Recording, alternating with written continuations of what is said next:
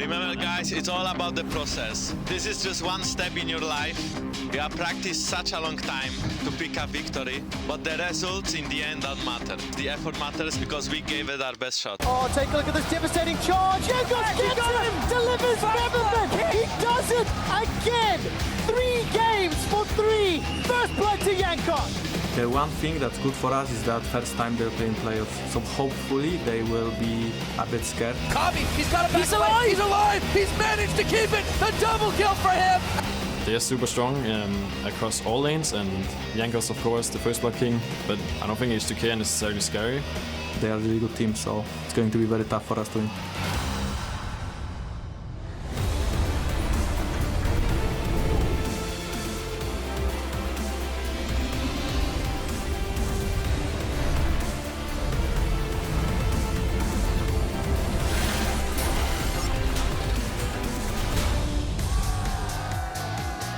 Welcome to Berlin, Germany, where we are coming to you live with the first semi-final of the EU LCS Summer Playoffs. H2k took down Fnatic in their quarterfinal and are coming in hot to face off against a well-rested Splyce. As we see the crowd there filing in as well, excited for our semi-final weekend in Berlin. Good evening. I'm EpicSkillshot supporter, joined at the analyst desk by James Stress O'Leary, Fnatic's Reckless, and Giants Gaming's Maxlor. Oops, there we go. Welcome, thank you for joining. You guys are out of the playoff race, but still in the gauntlet race. You are competitors in that. Yeah, thank you. Yeah, oh yeah, for reminding us. No, but thanks very much for joining us. Let's take a look at the bracket to see what we have lined up for us today. Obviously, H2k beat out Fnatic just a couple of days ago, and then the Unicorns of Love will be going up against G2 Esports. Maxlor, how far do you see the Unicorns of Love going as you guys got knocked out by them? I mean, I've got to say they're good, otherwise that would mean we lost to a bad team, but no, but seriously, Unicorns are, I think, standard lanes, this new patch is really good for them. I think Vizichachi is pretty good, and Exile in standard lanes are really good. But I think G2 will knock them out probably. I think when looking at tomorrow's matchup, a little less close perhaps than today's. I feel like today H2k and Splyce, I think, are on the same level right now. We haven't seen Splyce in a couple of weeks, but it's going to be a very interesting series today. Yeah, we will see what happens. We know G2 have made it to Worlds already, but we still have 2 seeds left to fill. Let's take a look at what each team will need to do and need to achieve in order to get to Worlds. Obviously, they can win the split or the regional qualifier, but what do they have to do to get there on championship points? The teams that are playing today, Splyce, they need a 2nd place finish, with the Unicorns of Love being in 3rd place and H2k in the end in 4th place. That's the only way Splyce would get there on championship points. Yeah, of course, that's a little complex. That's all for just Splyce. When we take a look at their opponents for today, H2k have a little bit more simple of a road. This is assuming that G2 win the finals. All H2k would need to do is get 3rd place. Then they go on points. Yeah, and in both scenarios, G2 must win the summer finals, otherwise they will take that champion spot ticket. In the gauntlet, you guys are still there. How much are you thinking about that already and looking at these matches with in the back of your minds? I don't want to see this or that team in the gauntlet. You want to go first? I mean, since I have the longer road than you, I guess watching these teams will give me an insight onto how they play, because since we have 2 weeks to prepare without showing what we're going to do. But I think some of these teams are pretty scary. I would not want to face any of them actually, but I guess we have to, and I think it's doable. It's doable, Reckless? Yeah, I mean, I agree on the point that every team's looking pretty scary, so it doesn't really matter who you face as long as you're coming in as prepared as possible, I guess. And for ourselves at least, I feel like we learned a lot of valuable lessons in our series against H2k, even though it perhaps didn't look that way. I think we grew and we kind of came to a more realistic standpoint about how we are as a team, and I think we'll come in a lot stronger into the gauntlet than we did into our quarterfinal. We will see in the gauntlet, and we'll also hear a bit more about what you learned from that series versus H2k in just a second. But with 3 teams fighting for the 2 remaining spots for Worlds, we want to hear from you. Tweet at LL Esports using the hashtag EULCS and let us know which 2 European teams are going to join G2 at Worlds and why. Clearly, these 2 people here both want to make it to Worlds, so Giants or Fnatic for you? Oh, because my choice isn't either of them. Unfortunately, guys, you guys, we're going to have a nice day on the desk, but I think H2k, looking at their form, I think are going to be tough to beat if they end up in that gauntlet. I'm sorry. I've now I just made put you two in a enemies. bind, it's my You bad. just put me in a bind? Ah, it's okay, it's fine. If I'm missing from here, just don't ask questions. No, that's totally my bad. We'll take a look at your answers later today, but now we're going to dial in on the matchup Splyce versus H2k. Reckless, you touched on it already. H2k beat you guys out on Tuesday, and the question is, were H2k really that good, or did you guys not show up? We can ask the man himself. I mean, like TLDR, I would say that draft-wise, we kind of put ourselves in a position where we had a very narrow winning condition. Meanwhile, they just kind of would always win out if we didn't execute our comp properly. Then again, I think we didn't really do anything right in that series. I mean, we had like sort of an idea going into the draft about like picking strong laners, picking a stronger jungle, and pretty much just applying pressure all over the map.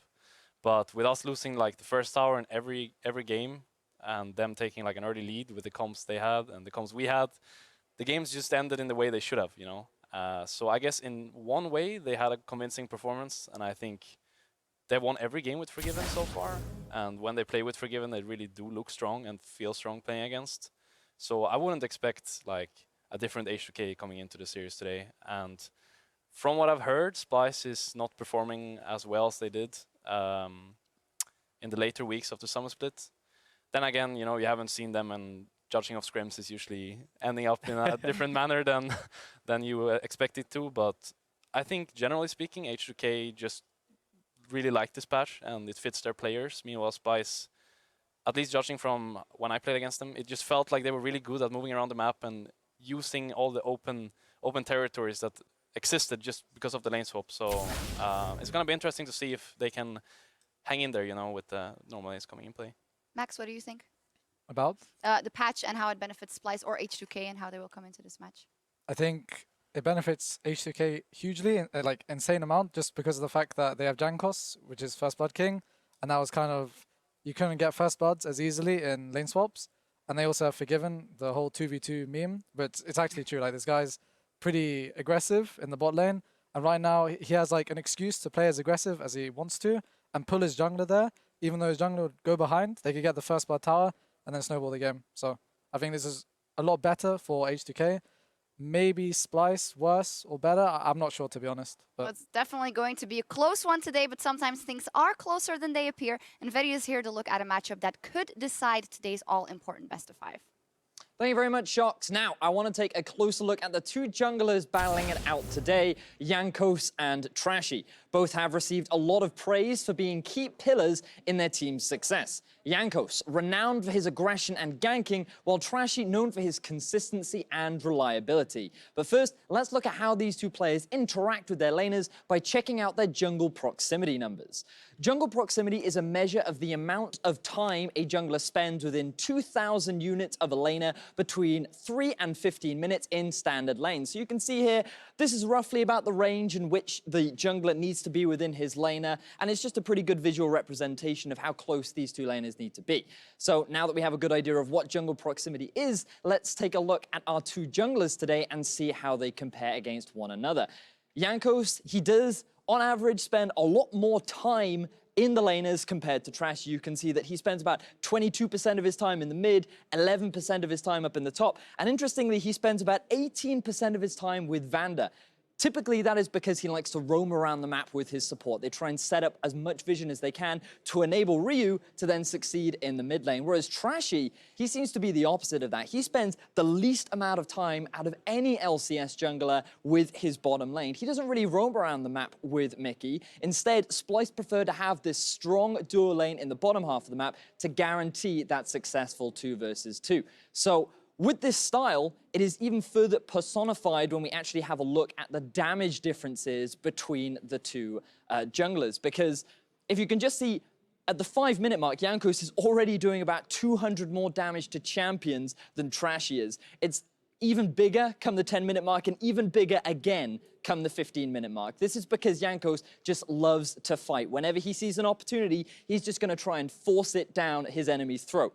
Meanwhile, once we come to the 20-minute mark, they actually even things out. 3,800 for Trashy and about 3,900 for Jankos. So in that 5-minute gap, Jankos is closing this big damage gap. that we'll typically see between these two junglers. And a lot of this is due to the different champions that they play. Trashy more towards that utility, things like the Gragas and the Rek'Sai, and Jankos favoring more things like the Hecarim and the Rek'Sai as well. But it's still very impressive to see how much damage Jankos is able to do in the early game. But the question that has been on my mind is the numbers that we're seeing. Trashy low on damage, Trashy not really spending much time with his laners, but he still has a very impressive KDA at the 15-minute mark. And the reason for this is because he actually spends a lot of his time following the enemy jungler, just tracking his movements and always being there to counter gank whenever he sees the opportunity. Whereas Jankos, he is just constantly looking for fights. You can see 29 and 25. This guy just loves to get involved in fight. He is dying a little bit more as a result, but he is getting his team's kills and he's getting his team advantages. Now, this matchup could be pivotal in today's series, and personally, I believe Jankos' blind aggression could crush the head of the snake, but we'll have to see if Trashy can bite back in today's series. And with that, we're going to send it back to the desk. Thank you very much, Vedius. Fantastic stuff.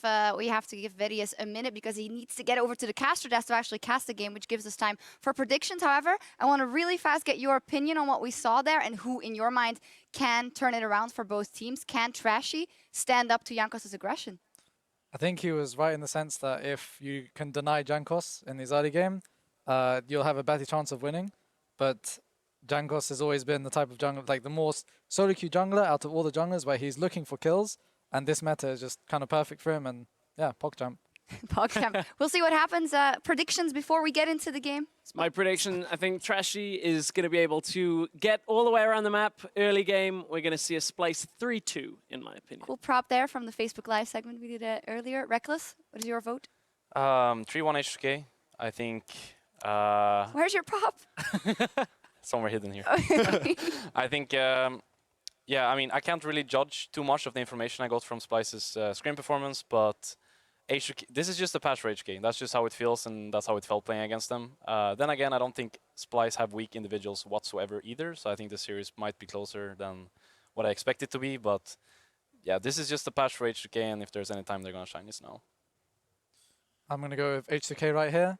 I think it's going to be a 3-0 to H2k or a 3-2 to H2k. I think, I don't know. I don't know how it's going to go. It just depends on how Jankos is feeling today or how Splyce is feeling. But if I was to choose one, I'd go with the 3-0, most likely, for H2k. Okay, most votes here on the desk, H2k, except for James, who's giving it to Splyce. You've heard what we think. We're going to see how right or wrong they are. And let's say hello to our casters.